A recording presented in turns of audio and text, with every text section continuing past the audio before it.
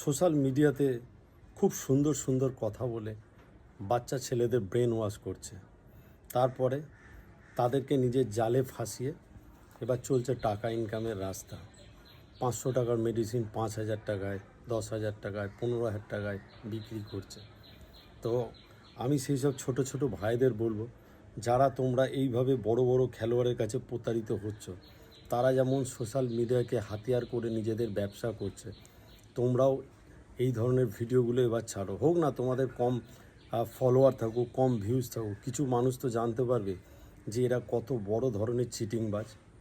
এরা বড় খেলোয়াড় হতে পারে, এদের অনেক ভিউজ থাকতে পারে, অনেক ফলোয়ার থাকতে পারে, কিন্তু মানুষ হিসেবে এরা ভালো না।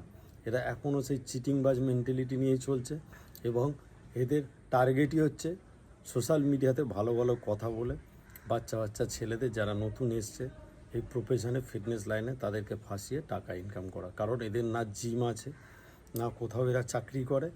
এদের সোর্স অফ ইনকাম বলতে এটাই যে ছোট ছোট ছেলেদেরকে ফাঁসিয়ে টাকা ইনকাম করবো। তাই তোমরা এদের জালে পড়ো না বা এদের দ্বারা প্রতারিত হও না। Thank you.